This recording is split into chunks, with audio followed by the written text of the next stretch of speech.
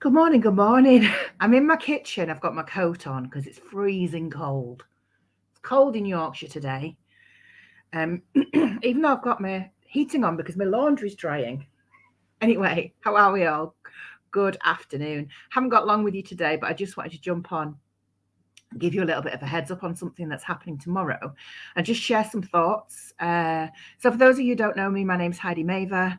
I'm the author of Your Child is Not Broken, Parent Your Neurodivergent Child Without Losing Your Marbles, which is currently available on Amazon. Here it is. Let me know if you've read it. Let me know if you haven't read it. Let me know if the title offends you, which apparently has happened on a couple of occasions. I mean, I'm autistic. I state literal fact. Anyway, good morning, good morning. I wanted to jump on this morning because I posted an article this morning about attendance rewards and attendance awards. And I know that a lot of the feedback has been from people saying, like it's a no from me. But I just wanted to dig into it a little bit more because what I see often from parents of children who have barriers to attendance is that schools, in a genuine bid to not be unkind to students and young people who have barriers to attendance, instead of punishing non-attendance, they reward attendance. And I know this from when I was at school, we had attendance awards for everything. And it was very kind of my child is 18 now, but I remember going to assemblies when he got 100% attendance awards, or, the irony of that, or, silver awards for however many. And it's very common as a reward system in schools. And I was looking on a thread earlier on today, and someone had said, I'm really proud of the fact that I got 100% attendance when I was in school. And I was like, well, congratulations on not being disabled. And I think this is one of the biggest problems that we have with attendance. And I've just actually posted some stuff on my website. I'll pop it in the comments. We've asked parents to engage with a call for evidence that's out at the moment from the education from Parliament, from the Education Parliament, from Parliament. There's an MP inquiry into persistent absence and support for disadvantaged pupils, and we're asking parents to engage in the current call for evidence. So I've just put the page up. Go to that page and you'll see some more details. You'll see a video of me and Maddie and Susan, not Sarah, talking about why this is important. So I've just updated the website with that information, but this is really pertinent at the moment because it's coming up a lot. And whilst we are all saying, please don't punish us for non-attendance, we are also saying, please don't do this thing where we tell children that attendance at all costs is the most important thing. The banner around the corner from my school has attendance matters on the gate. Engaged attendance matters. And I wanted to share something with you. So this is an amazing book. It comes out tomorrow. It is available on pre-order. It's called Square Pegs, Inclusivity, Compassion and Fitting In, A School's Guide. And it's been written by Fran Morgan with Ellie Costello from Square Peg. When people are saying to me, I wish there was a book to accompany your book for professionals, this is that book. So you can order it at the minute on Amazon. It's on pre-order. And if you order it today, it will ship tomorrow.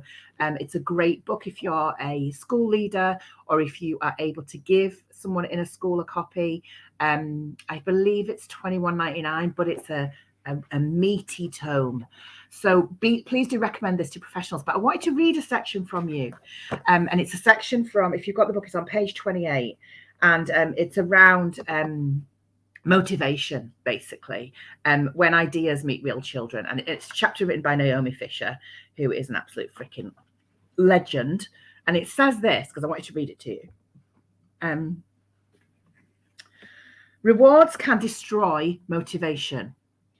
Being interested in a topic not only means we learn more effectively, but also we retain more of what we learn. That's from research by Selly in 2016. This is why children passionate about dinosaurs can tell you all about Tyrannosaurus Rex, even if they can't remember where they put their book bag.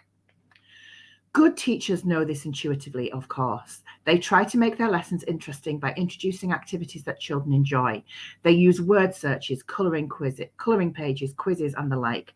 But they are in an impossible situation. For a start, these activities may only tangentially be related to the actual topic. It's possible to enjoy doing the colouring, but still know very little about the intended lesson. And the ongoing reliance on rewards and sanctions used by so many schools will still not make children more interested in what they are learning in the long term. That's from 2013 research by Pulfrey.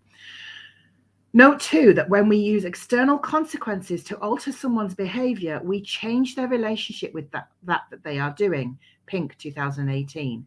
They are no longer doing something because they enjoy it. They are doing something because someone else is trying to make them do it. This actually makes the activity less enjoyable.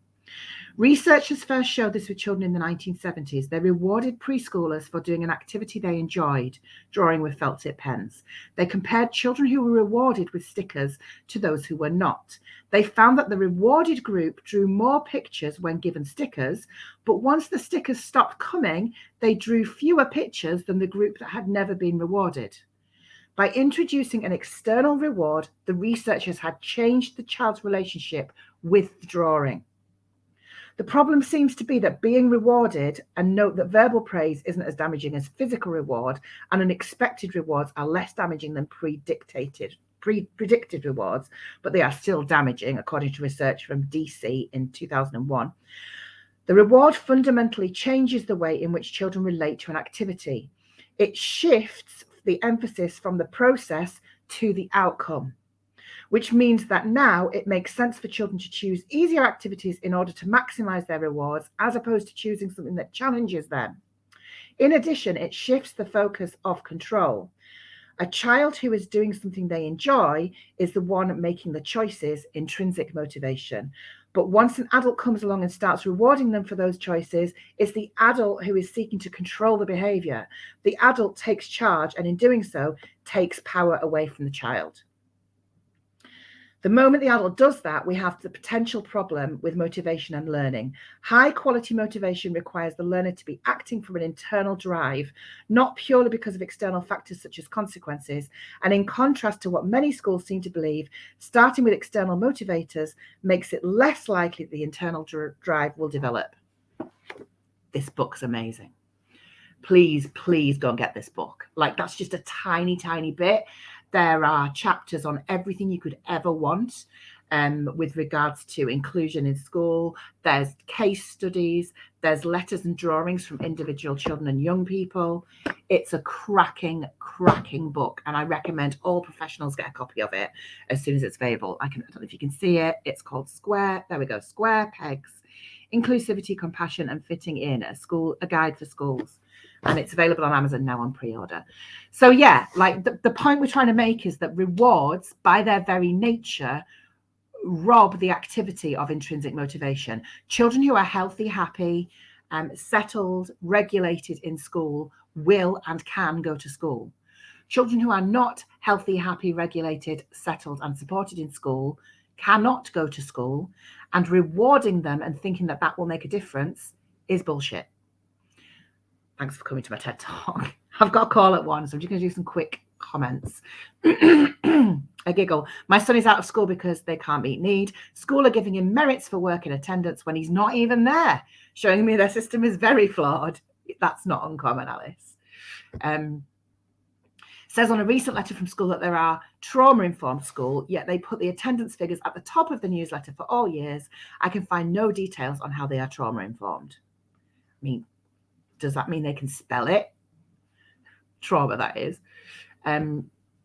Paula says, please don't reward attendance. Rewarding compliance in this way is punishing anyone who is unable to comply with the request. It also conditions us to be unable to be independent, free thinkers.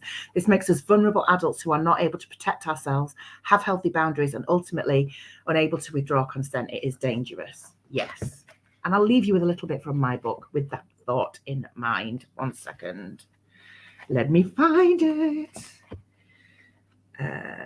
Just to add a bit of like extra layer for you. Where's my chapters? Where? Anyone got any idea what page of the chapter breakdown is on? It's normally at the beginning, right? Just sake. Okay. I should have had this ready. Sorry.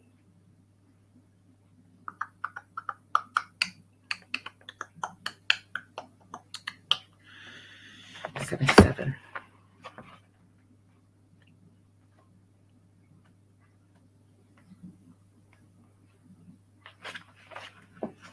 Here we go. Oh, for God's sake, Heidi.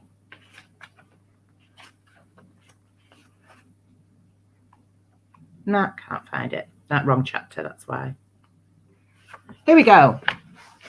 I might have read this before, but I'm going to read it again. It's page 88 of my book, and it's from the chapter entitled Chapter 5, Discomfort is the Price of Admission to a Meaningful Life. Now, that's what I call Ableist Gaslighting Volume 4. So it says this. Consent matters. In the UK, control and coercive behaviour against a person over 16 is a crime. Controlling behaviour is defined by the Crime Prosecution Service as a range of acts designed to make a person subordinate or dependent by isolating them from sources of support, exploiting their resources and capabilities for personal gain, depriving them of means for independence, resistance and escape, and regulating their everyday behaviour. Unfortunately, our children are not protected by this law. As minors, they have very few rights. Our children are subjected to interventions and approaches suggested by professionals that in another context would be considered controlling and coercive practices. This matters particularly for neurodivergent children and young people, and not just because we know that masking is harmful. For me, there's a bigger issue here, and that is the issue of consent. Trigger warning for some talk of abuse here. Let's go back to the original statement from that delightfully gaslighting educational psychologist who stated that discomfort is the price of admission to a meaningful life. What message are we sending to our neurodivergent children and young people if we take this approach? We are teaching them that they must do what they are told and comply with adult instructions and expectations, regardless of how painful they find it.